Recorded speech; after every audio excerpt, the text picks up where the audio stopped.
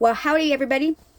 I'm back. Yeah, you thought you got to get rid of me that easily? Come on now. It's 5:21. It is Tuesday, March 12th, 2024. Okay. I've been quiet for a while, haven't I? If you saw some of my posts in the past couple weeks, I talked about God's been silent. He's not been talking to me. I don't know what's going on. But I've posted, there's a video that I've actually made, and I put it on YouTube, and I never even told anybody that I put it on there. I just kind of put it there. So if you want to go look at it, you can, because nothing has occurred yet. But, I wanted to get on because I got off of work. I laid out in the sun for a while, but clouds keep coming in and keep going out, and I'm like, forget it. Like, this is just not gonna work today. So I came in, and I'm sitting down, and what I'm getting at is I'm gonna tell you guys how God talks to me, okay? And the reason I'm doing that is because we have talked many times that God talks to everybody differently. And so I want to show you how the Bible is alive and how the words come out of the page, okay? So, again, it's been quiet. God hasn't said very much to me. In fact, I was kind of in a slump over the weekend. It was raining. It was not the greatest weather. I literally took the whole weekend and I went out here and there a little bit, you know what I mean? And then I came home and I was in bed early. I slept all day on one of the days.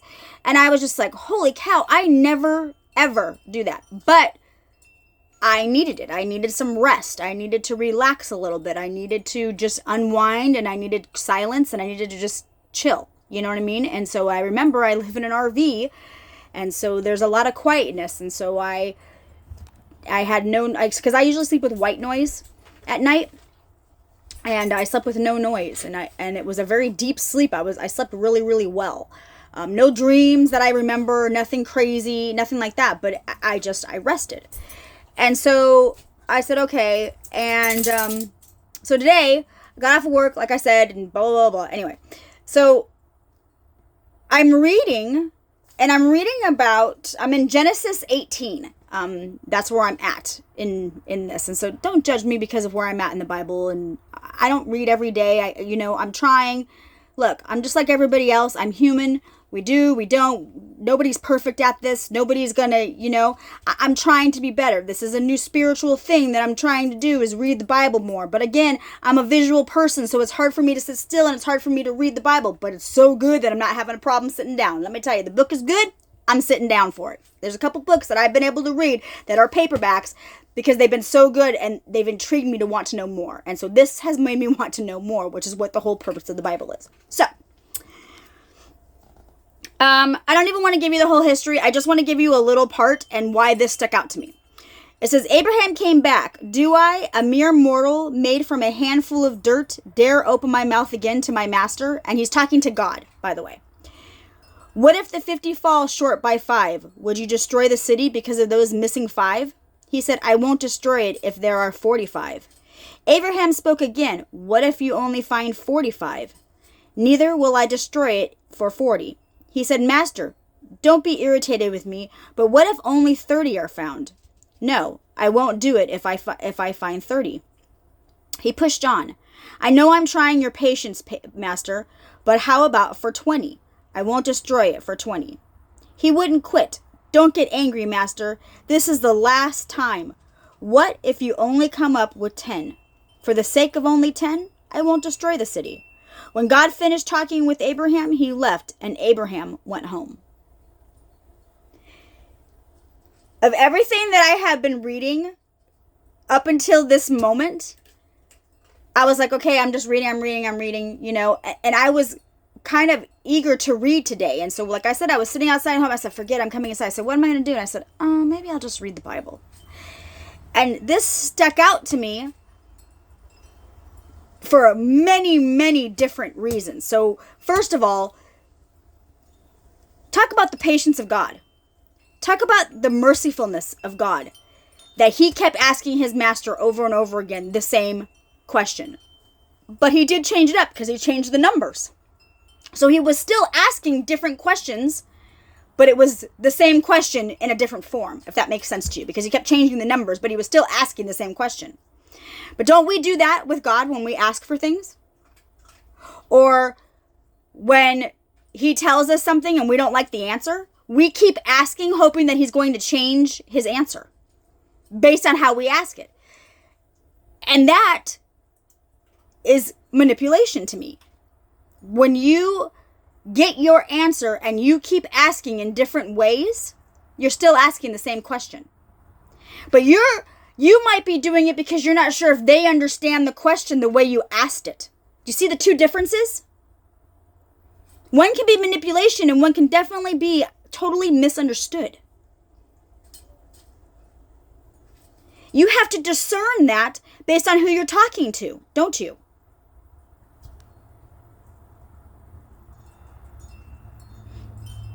Is the questions they're asking to help you grow and to help you be better? Or so that there's communication and you're being open and things are being discussed?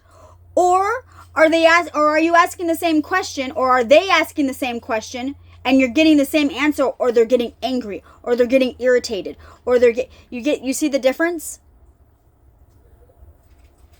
And that's a way to discern something. So you find the mercifulness and you find the grateful, you find God, the guy's asking him the same questions. He keeps just asking him, Abraham is just like, hey, what about this? I'm so sorry I keep asking, but there's always a but to it, right? So then we say to God, hey, this happened, I want this is going on. Can you help me with this? Where are we at with this? And you're asking him questions. You're talking to him like you're talking to a person, right? And you're having a conversation with God. But it's not being reciprocated. He's not saying something back. And that's when we think we're being punished. Or we think that something is wrong, that God isn't talking to us. This is what I've learned. This is a learned behavior. And it's all in how you word yourself. It's all in how you ask a question and how the person perceives the answer. But when you are asking a question and they are coming at you and they are attacking you, or they're telling you you're wrong all the time, or they're bullying you, or they're saying things to you that diminish your point or cause division, that is not of God. Because God never in any of the questions that Abraham answered did he fight him in anything. He answered his questions. Even though it may have irritated him, even though he may have wanted to pull his hair out, I don't know, you know what I'm saying? But now look at it as a parent. Don't our kids ask us why 50,000 times a day when they're little and they're toddlers and they're learning to talk? And they're intrigued, and their eyes are opening, their ears are opening, their brain is opening, things are developing. And instead of encouraging that, and instead of opening up the communication line with your children at a young age, the single moms, the single dads, those of us that are tired, those of us who have been working 12-hour shifts, those of us who have been busting our butt and don't have time to sit and answer your 50,000 whys, it looks different to a kid versus the mom who can come home and bake cookies for them and spends time with them and does it right. And it didn't mean we were bad parents. It just means we were struggling and we were surviving. We were surviving parents, and it's very different on how you raise your kids. And that's why it's really important in these generations that we grab our kids and show them who God is at a young age, you guys. And we show them how to communicate, and we show them what communication looks like. And otherwise, that's where your kids just become quiet and they stop asking questions because they always get in trouble. Isn't that what's happening in our schools? They can't question things. Isn't that what's happening in religion? We can't question things. Isn't that what's happening in the world? The government doesn't want us questioning things.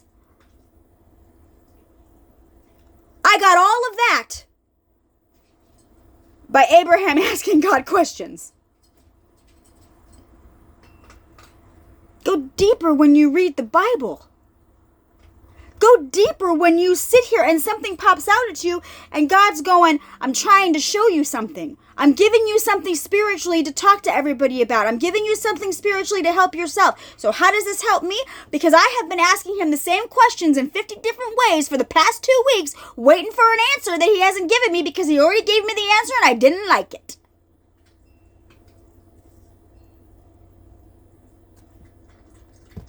And I had to admit that and take accountability and take responsibility for that. And I said, I am so sorry that I kept questioning you the way that I did when I already know the answer.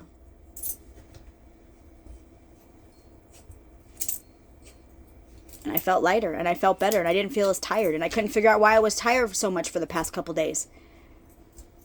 None of it made sense. I was getting headaches. I don't get headaches. I don't get them. My mindset was wrong. The way I was looking at things was wrong. The devil was attacking me and I was in deception that I was not aware of in a different form, in a different way. I had to pull out of this, you guys. I had to pull out of it and I had to go, God, help me and show me what I'm supposed to see because I don't feel right. Something isn't right. I feel off. I don't feel like this is how this is supposed to be going. I'm not feeling you right now. I'm not understanding what's going on. What did I do? I kept thinking I did something wrong, which I did. I just didn't listen to him.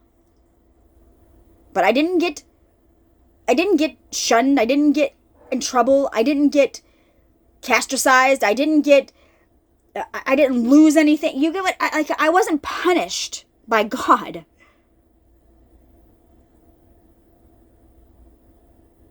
Your choices punish you.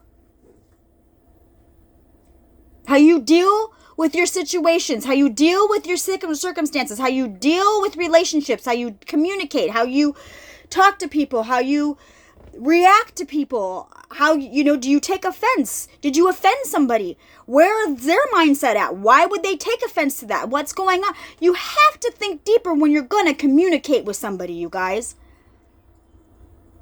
And that's not easy to do. This is where the hard work comes in. For any relationship, friendship, marriages, boyfriend, girlfriends, friends, co-workers, bosses. This is not just in a box. Do you see the point? Take him out of a box and think bigger when you're talking about God and how we communicate. This guy thought he was going to get in trouble for questioning God. And nowhere in anything that I read did God ever say that he was going to punish him for questioning him. But he did. I mean, he didn't. He didn't punish him. He answered his questions with patience and kindness and love. But he was stern and he gave his answer. And he didn't change. He'll never change. We do.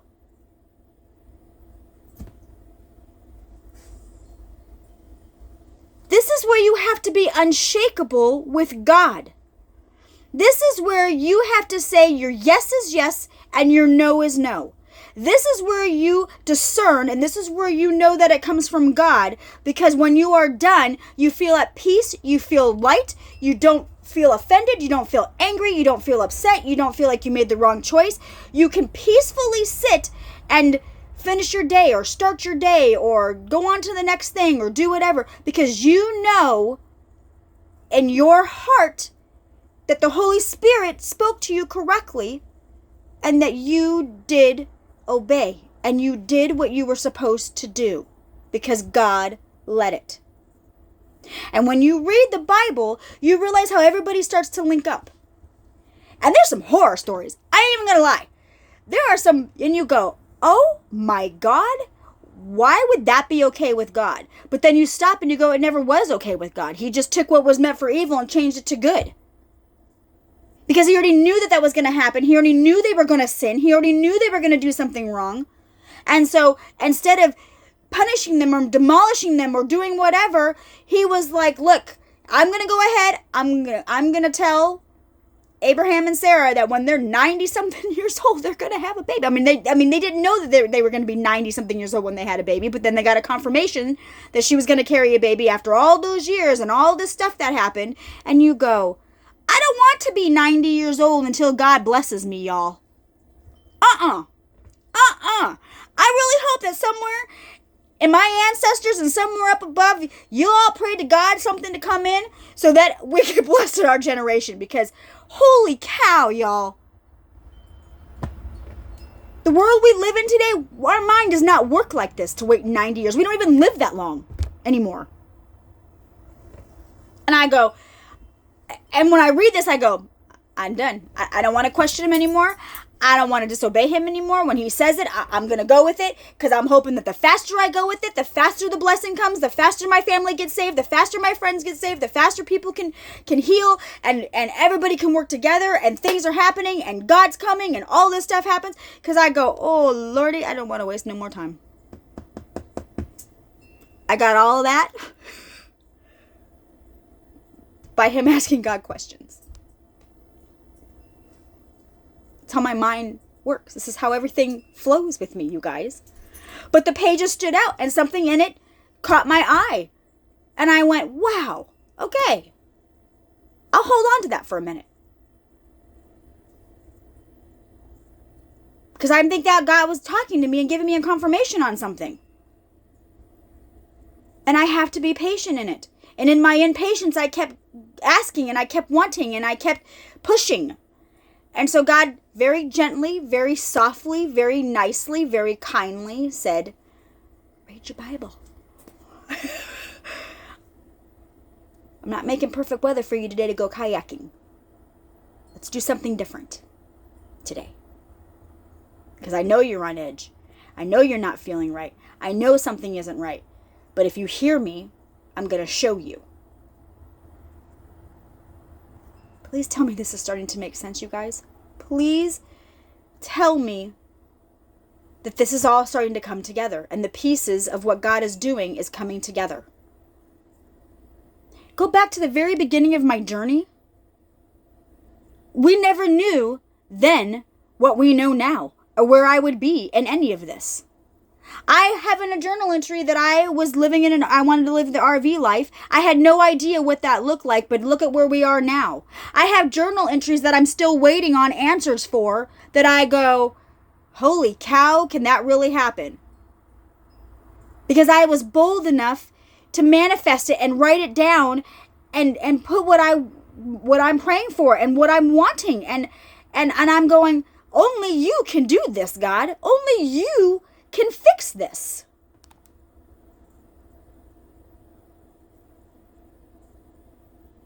I don't know how. I don't know when. But for everybody who knows me knows that I'm probably one of the most impatient people you'll ever meet. But over time, in the past year, especially, I've learned a lot of patience because I live alone. I've got away from all the distractions, and God has pulled me away from everything and everybody because he's saying, I have a purpose for you and I have something I need you to do. And I kicked and I screamed and I yelled and I didn't wanna and I gave up and I hit my knees and I surrendered. And I surrender every single day. Because I am human. We are all human. And in God's love and in God's mercy, he knew that. But we strive to be better people every day. And we're never going to get it right. And we're never going to be perfect. And so this is why we say that we should not be judged.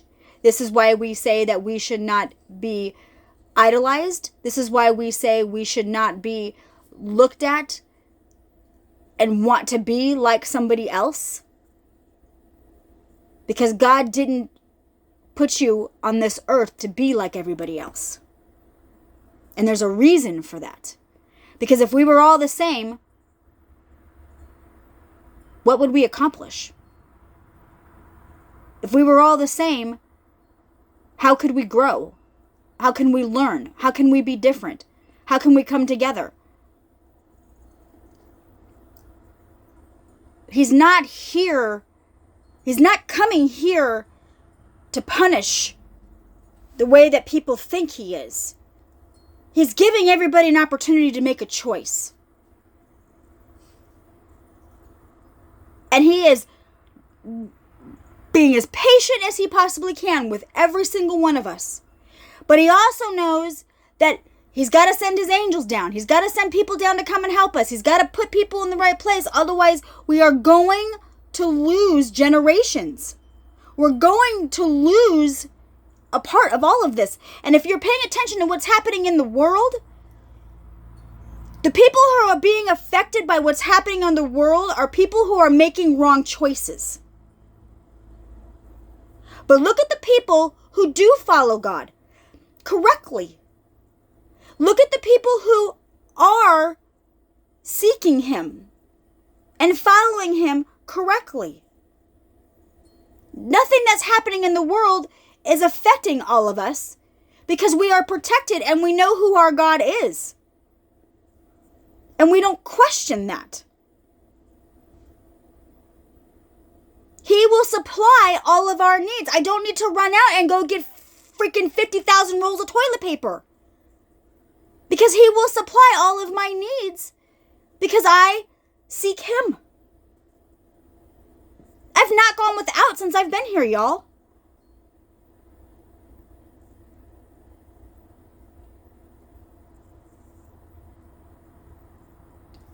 Look around in your house and go, do I need this? Why do I need this?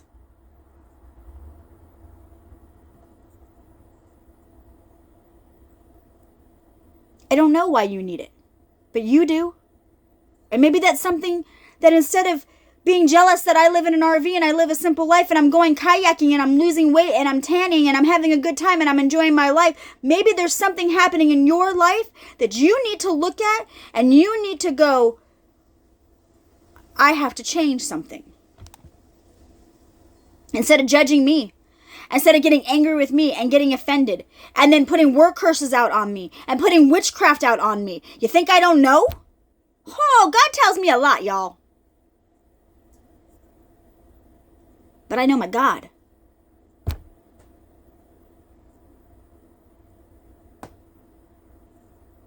No weapon shall form against us. It's written.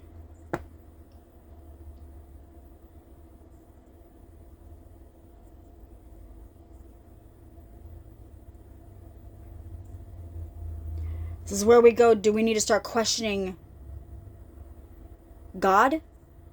Or do we need to start questioning ourselves?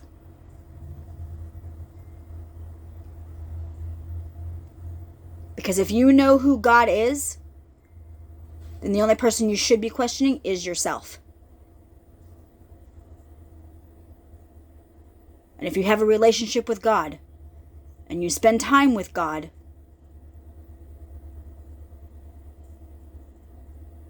He'll show you.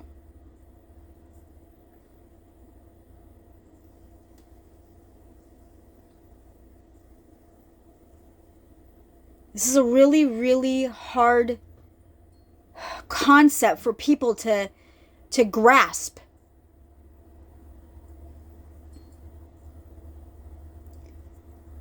And the more that I put myself out there, the more I look weird to people. And I can't, this is where I'm struggling of being in public, y'all. Because I boldly talk about God.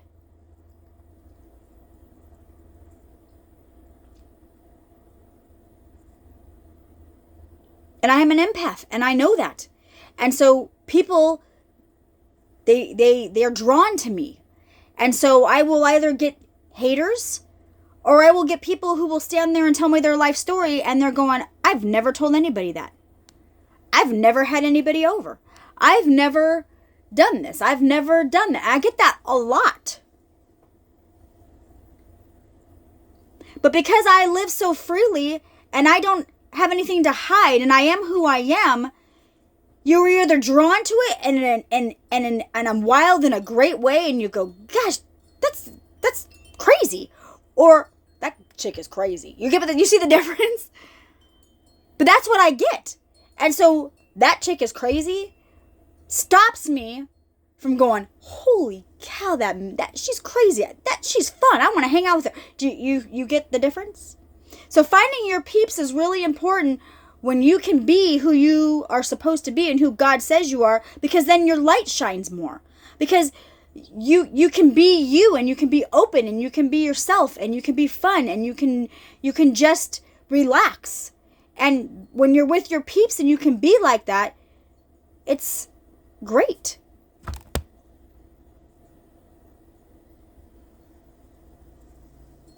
But not everybody can do that.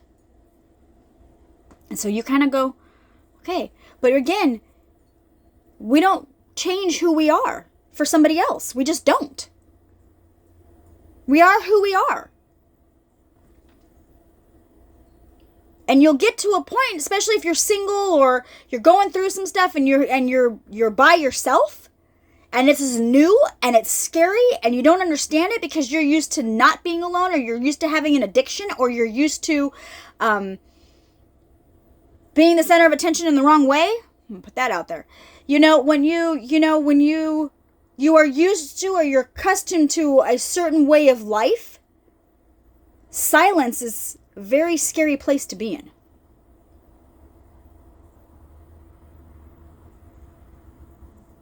And you really have to dig deep and get into your uncomfortable zone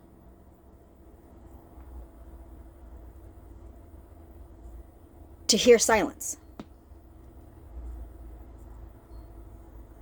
Because maybe you've never heard a bird chirp the way that it has before. Maybe you never heard the trees rustle in the wind before.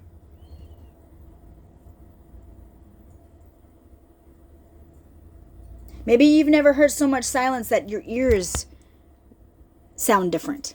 Your hearing sounds different.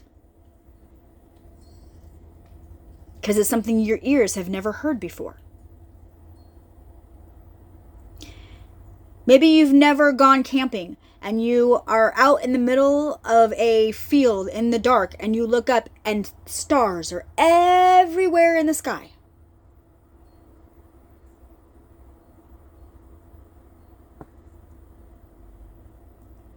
That's all you see because there's nothing around you. And when you read the Bible, these are small towns. And they're not all back up against each other. They're all spread out. They're all different. It takes days, it takes weeks, it takes months to get to another city, you guys. How did they navigate? How did they know where they were going? Because God showed them in the stars.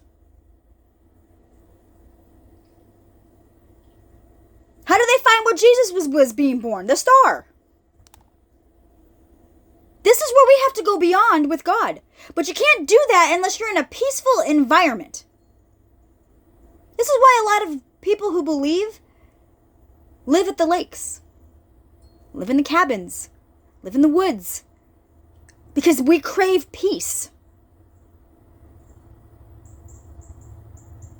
But we want to socialize with other people. We want to hang with other people, but we enjoy our quiet time at the same time.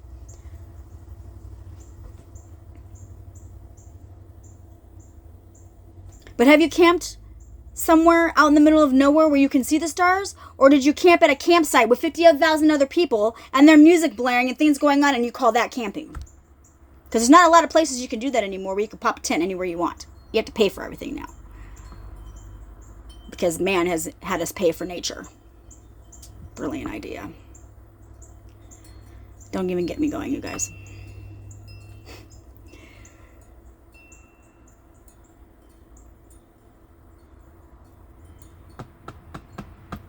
I'm almost at 30 minutes. I'm going to stop here. That was a lot. That was a lot. That was a lot. I know. But I got straight to the point, hopefully. And I don't think I wavered too much. But the bottom line is stop questioning God with the same questions in different ways and manipulating what you want out of it. Ask him the question and wait for him to answer, because he'll be very clear on his answer. It's when you keep asking the same questions over and over again that he shuts up, basically. Because don't we as parents? I already told you no. The answer is no, you're grounded. Your phone's taken away. Follow through, right? As parents, we have to follow through on what we say. Otherwise, they won't respect us. Otherwise, we don't look like the authority in the home. We don't look like the head of the household.